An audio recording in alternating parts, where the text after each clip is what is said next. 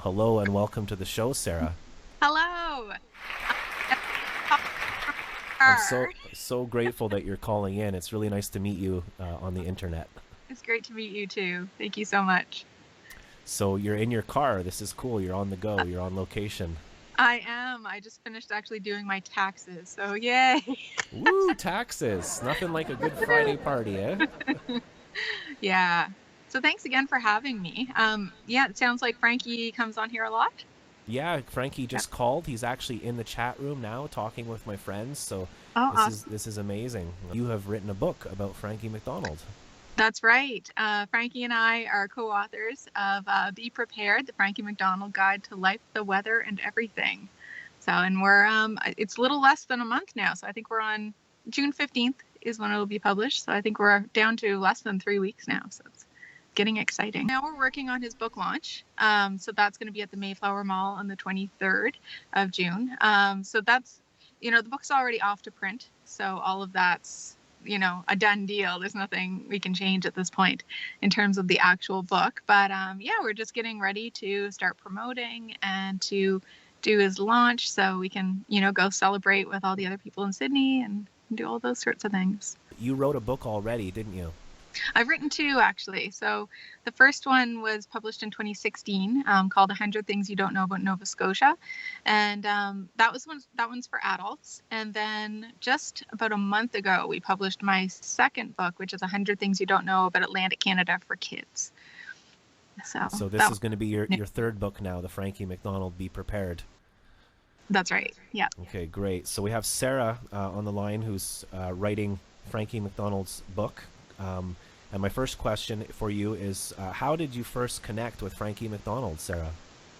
Well, I was aware of Frankie for quite a long time, like everyone who's familiar with Frankie is. It was his videos, but I was actually brought onto the project by the publisher, Nimbus Publishing. So they're actually my publisher, who's published my other books, and they had been talking with Frankie about doing a book. And so Frankie is not he's not a writer; he's a co-author because he he's contributed equally to this project like I have, but not necessarily as in writing. Um, but they did need somebody, of course, to write the story who's a professional writer. So they brought me onto the project to work with Frankie to actually write the book.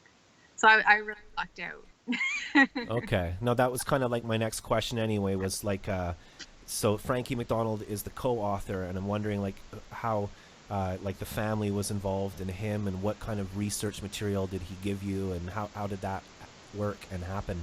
Well, Frankie did actually, he wrote 1,000-word essay that he gave to Nimbus. So he started the whole thing out with that. So basically, you know how Frankie typically he speaks sometimes in kind of lists.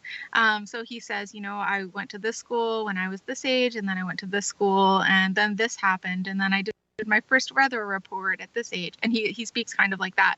And the essay that he wrote was very much in that format. So it was a lot of life events that he outlined in almost a list form. So that served as a really great timeline throughout the project that I could kind of refer back to that. I also interviewed Frankie. I interviewed his dad. I interviewed his grandparents. I spoke with his teacher's aide that he had for a number of years when he was a kid, and she actually lent me her journal. She was doing her practicum at the time when she was working with Frankie, so she was required to keep a journal about working with the kids for that first year. So that was a huge resource because I was able to not just get insights on Frankie and how he went about his day-to-day life, but also there were little details about the classroom, and so I could work those details into the book to make it feel a little bit more real to the readers. There were this many kids in Frankie's class, details like that. Your book talks about Frankie MacDonald and trolls and bullying and things like that. Yeah, definitely. And that is something that Frankie has said to me too, is that he just ignores them. He considers them spam. And other people who have interviewed me have asked what, the biggest thing that impressed me the most about Frankie is. And that's always one of the things that I say is his ability to just cope with the stuff that he gets online and not let it drag him down. Because as as a journalist, I mean, you get stuff like that all the time, and it's hard to learn to detach from it. So that's something I really admire about Frankie, is that ability. Are there illustrations in the book or photographs? Can you tell us about that a little bit? There aren't any illustrations, although they did a really nice job with the graphic design, but there are plenty of photos of Frankie's childhood. So you'll get to see Frankie if he was, learning to rollerblade. There's Oh, pictures of awesome. Frankie trying on his uncle's graduation gown. It's all kinds of fun photos of Frankie in his childhood. Okay, Yeah. so how do you fit all of this into like that amount of pages?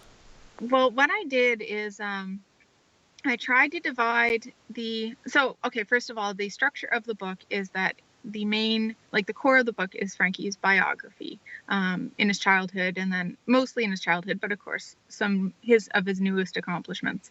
And then there's fact boxes throughout that focus on the weather. Little did you know facts about interesting weather phenomena and things like that. But what I did when I was doing the research is I noticed that some themes would emerge. So technology, I noticed there was a lot of talk about, and then there was a lot of talk about bullying and different things. So then when I pulled all of that information I gathered together, I actually divided it into chunks. And then I looked at each chunk and and kind of formed each of those, they're almost chapters. But I turned them all into their own little stories. And then I arranged them in order or chronologically. So the things that happened earlier in Frankie's life, I put more to the beginning of the book and moved on like that. So it was really just figuring out how to structure it. You go online and you just type up Frankie MacDonald, be prepared? Yep, that's right. And there is actually, it looks like there's a graphic novel being published right now called Be Prepared also. So make sure you type in Frankie MacDonald when you do the search. And you can't miss it. It's a bright yellow cover with Frankie holding an umbrella. And if you want to be part of history, like good history, then you can go down to the Mayflower Mall on is it June 23rd at 1 p.m., right? That's right. Yep. So I myself, I've publicly told everybody. I'm a bit afraid. Well, Frankie kind of told me I have to, so I'm going to go jump in the car. I have a bad back, and I haven't been anywhere in about 7 years, so this is going to be my first major, road trip. I'm sure he'll be thrilled to see you. Yeah, he's a great guy. Honestly, yes. I consider him a friend. I've never met him, but I just like who he is. Yeah. And he talks about anything. I'll ask him any question, and he'll honestly just answer to the best of his knowledge. So he really is great, and that was one of the best parts about working with Frankie is his candor. He was always up for answering questions, and anytime I didn't quite understand something, he was happy to work with me to clarify it. So yeah, he's great. What do you think, Sarah, is the main thing that makes Frankie so popular and likable all over the world? I think it's his enthusiasm, honestly. I think that right now I feel like we're in a really cynical, difficult phase as a society, and I think that Frankie's enthusiasm and his genuine love of the weather and the things he's interested in, I think people need that. I think it's refreshing for people. I met Frankie, I believe it was he could tell you the dates to the day, but I think it was July that I met Frankie. I went to Cape Breton and spent a bit of time with him. And then I worked with his family and him and researched up until about maybe October. And then the next 3 months was just writing. Is there anything that Frankie insisted on using in the book? And anything, like what did he say that you have to put in the book, and what did he leave up to you? Frankie honestly left most of it up to me. I don't know if there was anything that he said I have to do. Except be prepared. Except be prepared. Yep, he made suggestions. Like I asked him, for example, what he wanted the color to look, or the cover to look like, and he would, I know black and yellow is his favorite color scheme, and so basically what I kind of did is wrote out all the information that he gave me, and then sent it to him. I sent it to his dad. I sent it to Autism Nova Scotia, so that we could kind of shave things off if need be. And Frankie was happy with he made a couple of factual corrections for me, which was great. Wow. So he's like the editor as well, because he's so good with facts and things. So that's right. So he was able to do that. His dad read it and, kind of gave it his thumbs up. Autism Nova Scotia looked at it and tweaked a couple of things, but overall, they were happy with it as well. But yeah, as far as Frankie goes, I would often write things, and then I would send them to him and say, "Did I get this right?" And then we discuss it, and I tweak it as I needed to. Yeah, and I've been honored to tell the story. Honestly, it's just been pure pleasure for me. So. So before you go, Sarah, do you have any future projects? Are you going to take a break after this, or? No, I have about 3 projects that I have in my head right now. Wow. I've started the research for one, and we'll see. You can only do so much at a time, so I just have to decide between the other 2 what I want to pursue. And yeah, so I'm always thinking of new things. So yeah, before you go, can you just maybe mention the publishing? We haven't talked about that.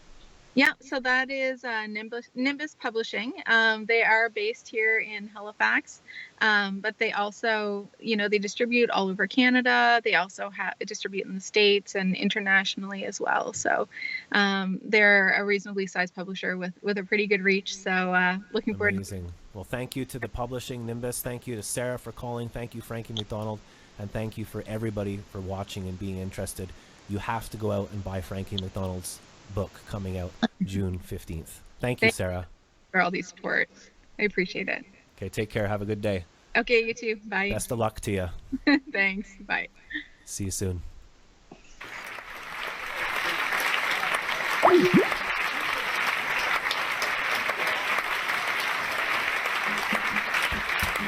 Ladies and gentlemen, you're watching The Bass Guy Show.